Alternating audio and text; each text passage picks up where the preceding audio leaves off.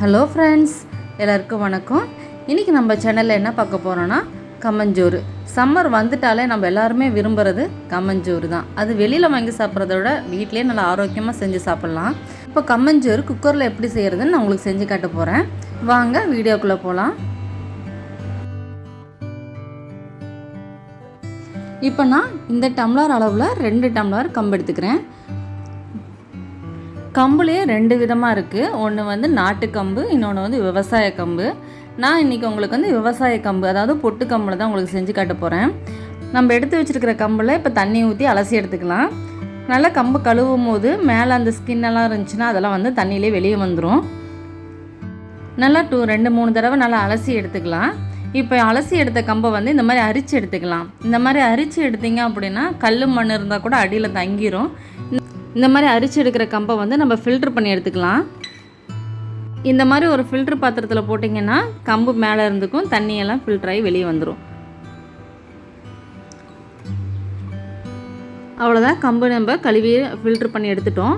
இப்போ நம்ம ரெடி பண்ணி வச்சுருக்கிற கம்பை வந்து ஒரு மிக்ஸி ஜாரில் போட்டு நம்ம அரைச்சி எடுத்துக்கலாம். ரொம்பவும் நைஸாக அரைச்சிடக்கூடாது, ஓரளவுக்கு பிறுபிறுன்னு அரைச்சி எடுத்துக்கலாம்.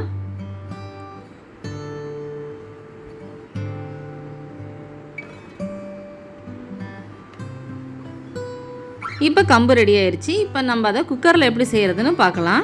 நான் 2 டம்ளர் கம்பு எடுத்திருக்கேன். அதனால் 5 டம்ளர், அதே டம்ளரில் 5 டம்ளர் அளவுக்கு தண்ணி எடுத்துக்கிறேன் ஒரு பெரிய குக்கரில். நல்லா தண்ணி கொதிச்சக்கப்புறமா நம்ம அரைச்சி வச்சுருக்கிற இந்த கம்பை வந்து நல்லா மெதுவாக போடணும். கலந்துக்கிட்டே இருக்க போடணும், இல்லைன்னா கட்டி கட்டிடும்.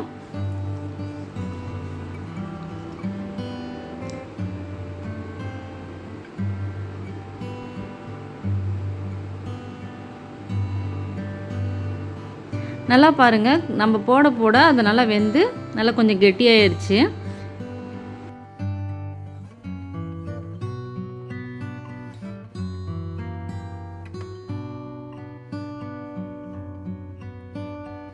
நல்லா கட்டியெல்லாம் எதுவும் இருக்கான்னு பார்த்து நல்லா கிளறி விடுங்க. கட்டி எதுவும் இருக்கக்கூடாது, இருந்தால் நல்லா இருக்காது. அதனால் கட்டி எதுவும் இல்லாமல் நல்லா கிளறி விட்டுக்கோங்க. இதுக்கு நம்ம கிளறும் போதே பார்த்திங்கன்னா ஒரு கொதி வந்து நல்லா ஓரளவுக்கு வெந்துருச்சு. அவ்வளோதான், கலரியாச்சு. இந்த கன்சிஸ்டன்சியில் தான் இருக்கணும். அப்போ தான் நம்ம விசில் விடும்போது நல்லா இன்னும் சாப்பாடு நல்லா வெந்து நல்லா இருக்கும், பார்க்குறதுக்கும் சாப்பிட்றதுக்கும். அவ்வளோதான். இப்போ நம்ம ஒரு குக்கர் மூடி போட்டு மூடி வச்சிடலாம். இப்போ நம்ம ஓரளவு கொதி விட்டு தான் நம்ம வந்து குக்கர் மூடி வச்சுருக்குறோம். அதனால் வந்து ரொம்ப அதிக விசில்லாம் விட தேவையில்லை. ஒரு விசில் 2 விசில் விட்டிங்கனாலே போதும், வெந்திருக்கும். நான் 2 விசில் விட்டு இறக்கி எடுத்துக்கிட்டேன். கொஞ்சம் சூடு ஆறுனதுக்கு அப்புறமா ஓப்பன் பண்ணி பார்த்தீங்கன்னா இந்த மாதிரி இருக்கும். அதுக்கு மேலே இருக்கிறதெல்லாம் எடுத்துடலாம். எடுத்துகிட்டு ஒரு பாத்திரத்தில் தண்ணி வச்சுக்கோங்க. இந்த மாதிரி ஒரு கரண்டியாக எடுத்து நீங்கள் அந்த மாதிரி கையில் உருண்டை பண்ணி அந்த தண்ணியில் போட்டு வச்சுக்கோங்க.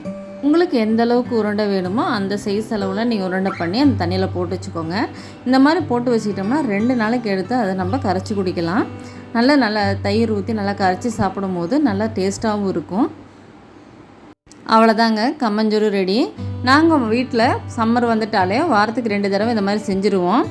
வேணுங்கும் போது உங்களுக்கு எத்தனை உருண்டை வேணுமோ அந்த மாதிரி அந்த சைஸ் அளவுக்கு எடுத்து போட்டு அதில் கொஞ்சம் தண்ணி ஊற்றி இன்னும் தயிரெல்லாம் சேர்த்து நீங்கள் கரைச்சி குடிச்சிங்கன்னா நல்லா டேஸ்ட்டாக இருக்கும். வெயிலும் தெரியாது, நல்லா இதமாக இருக்கும்.